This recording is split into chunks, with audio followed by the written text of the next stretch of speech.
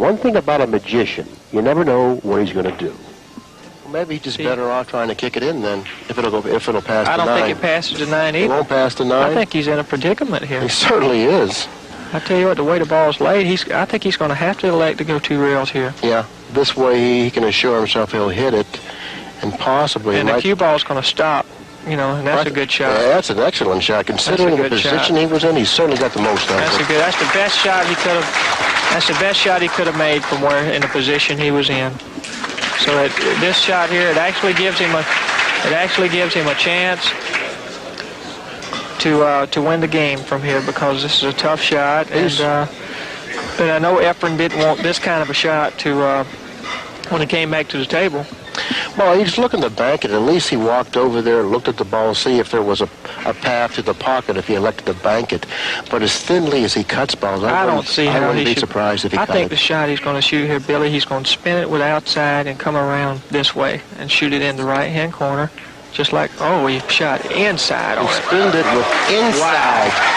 Spinned it with inside, and it totally fooled me with the shot. Well, Efren will fool anybody. That's unbelievable, the shot he's made right there. I can't believe that. What confidence a person must have to do something like that? Well, the thing about it is, the shot that he just shot, he's so far away from the ball that he has to judge how much that ball's going to spin into the 6, because the ball is going to curve going down. Notice the position of the 7 and the 9. One might think that this should have been a detriment. He turns it around. Let's see, now he's got this tough shot here. I would think he was just going to thin this ball some way. You're right. Oh, he hit that so good. Did he hit that good? Wow. That's an awesome shot from there, and behind the 9 and 7. Awesome shot. Over a ball. Wow, what a shot. You know, there are actually rare times where we can actually use those fancy stroke shots that we practice.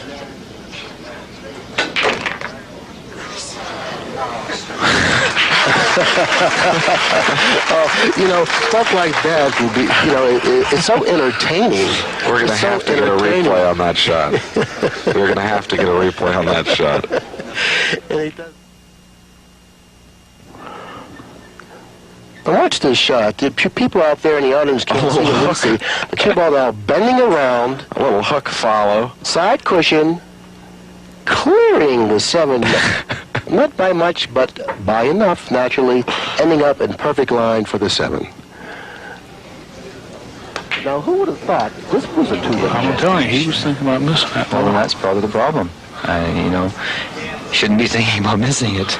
Well, he did the right thing. He was thinking about missing it. He got up off the shot and moved around a little bit. But then he got down. He didn't shoot his natural rhythm. He got down. He took too much time. Instead, he should have got up again. Did somebody in the audience maybe...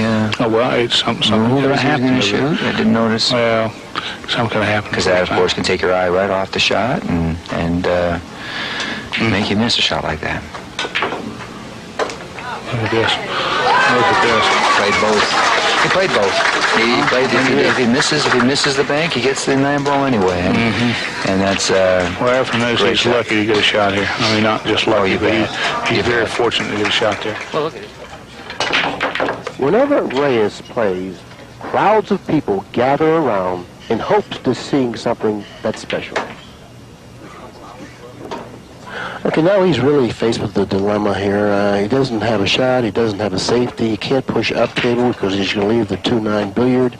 He can't push down table. He's going to find himself in another bad situation with leaving George an easy hook. There is a possibility that he could push into the area between like the 8 and the right-hand side rail and leave George only the right, our left-hand side of the 2 ball, not allowing him to play the billiard. Exactly.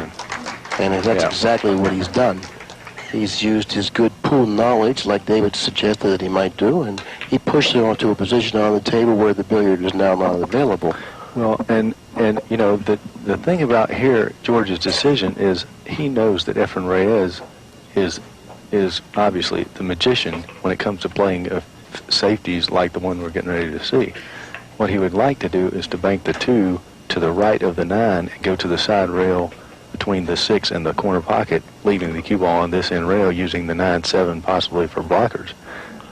But that's very difficult from this position. So, well, like he said, he's the master of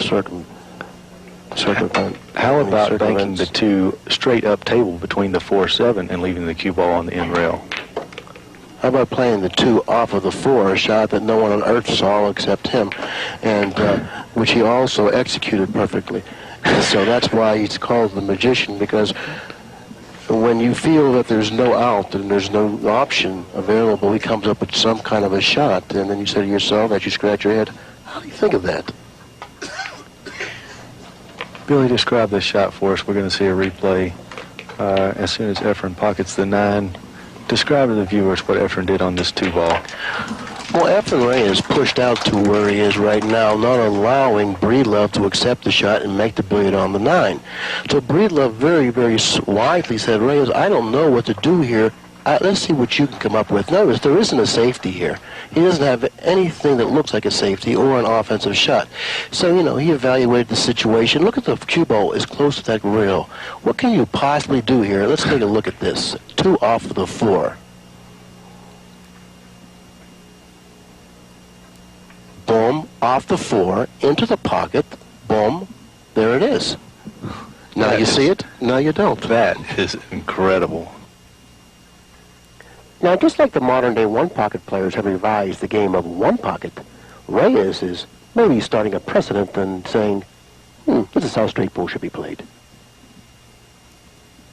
Anyway, Johnny, even though we got a match angle on the break shot, it was the wrong way to do it, wasn't it? And this ball, you definitely can't hit the high ball. Now he just punched his head. And again, he got safe. No, he has the 1 ball, I believe, maybe. He might have the 1 ball. He's smiling. Look at he. I love this guy. He smiles and laughs. He's got the personality of a king. Yeah, that he does. Great guy. Sometimes he'll give a maid $100 if she looks a little down and out and so on. Very class guy. He is a classy pool player. He's very good for the sport.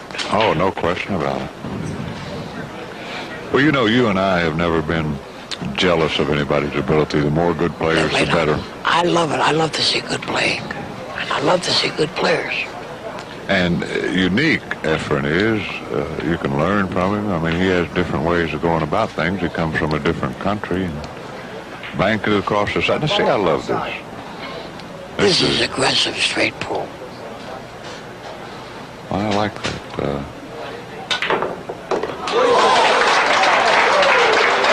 Well, what do you think of that? Well, that may explain in part why he's the number 1 9-ball player in the world. Well, that looked like a hanger. What's the deal? Does that explain why relics like you and I are up here doing All I can tell you commentary? is, if I shot that ball, I probably would have had a heart attack.